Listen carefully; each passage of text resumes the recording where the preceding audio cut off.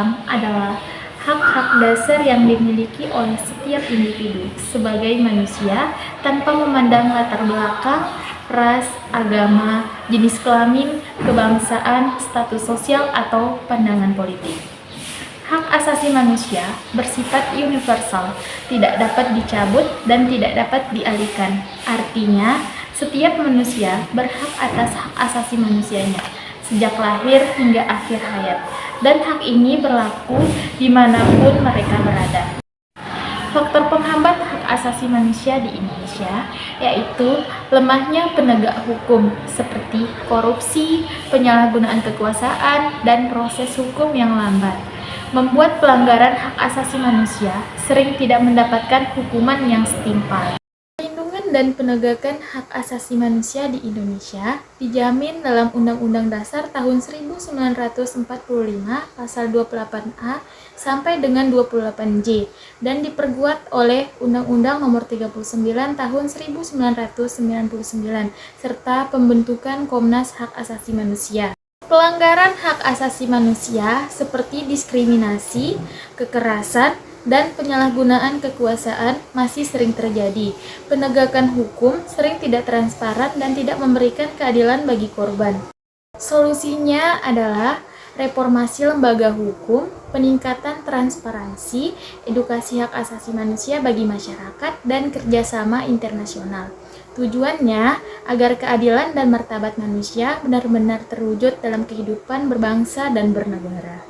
Berikut video tentang pendapat orang-orang mengenai hak asasi manusia tentang kasus Fantasi Sedara.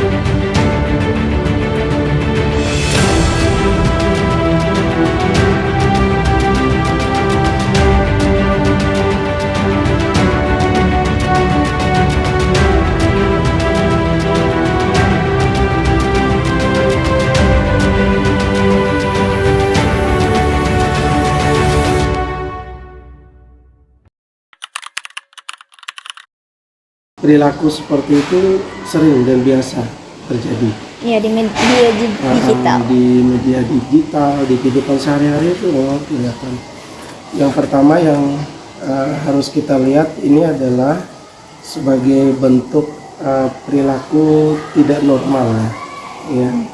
Yang semestinya secara norma dan aturan kita itu diberikan batasan yang berkaitan dengan siapa yang berhak, yang harus kita hormati, yang harus kita hargai harkat dan martabatnya. Jadi orang-orang yang menjadi skala prioritas kita perhatikan harkat dan martabatnya adalah orang-orang yang ada dekat dengan kita, utamanya yang sedara.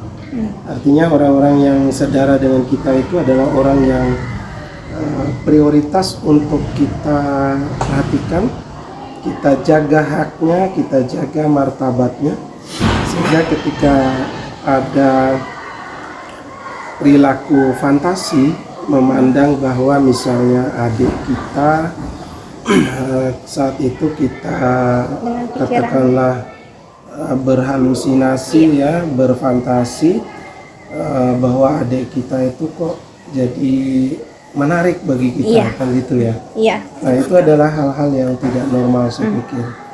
Jadi kalau saya melihat dari sisi psikologi ada sesuatu yang tidak normal pada psikologi orang tersebut, dan itu dia tidak sudah masuk dalam kategori merusak hak orang tersebut. Gitu ya. Kita berbicara tentang fantasi sedara dalam perspektif Islam maupun di dalam pasal undang-undang yang sudah ditetapkan di negara kita Republik Indonesia itu dilarang. Nah, berbicara mengenai hak anak, tentang fantasi sedara itu sudah melanggar undang-undang, karena itu berdampak terhadap masa depan anak. Karena fantasi sedara yang disebarkan melalui media sosial ini berdampak juga terhadap moral keluarga. Apa yang dilakukan hari ini mungkin tidak terasa, lebih berdampaknya ketika anak itu tumbuh besar.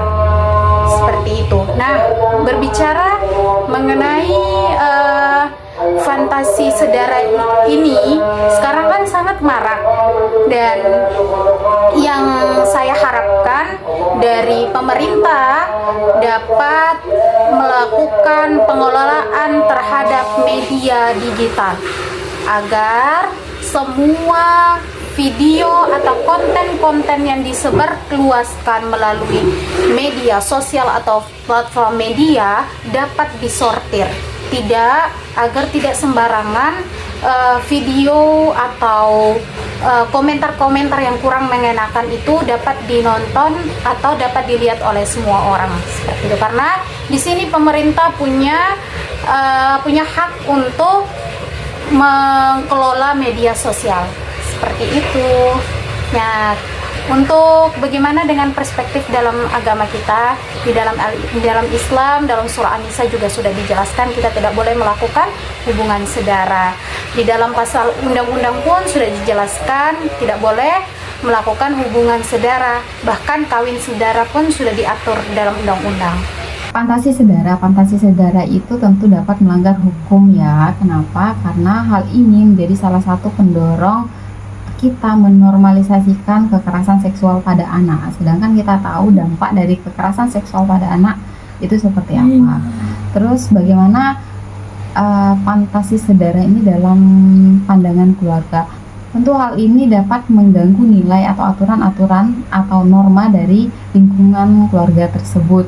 Karena hal ini itu sangat sensitif dengan aturan agama kita, aturan budaya, aturan negara kita, dan jelas sekali bahwa fantasi sedara yang disebarluaskan melalui sosial media sangat melanggar hukum.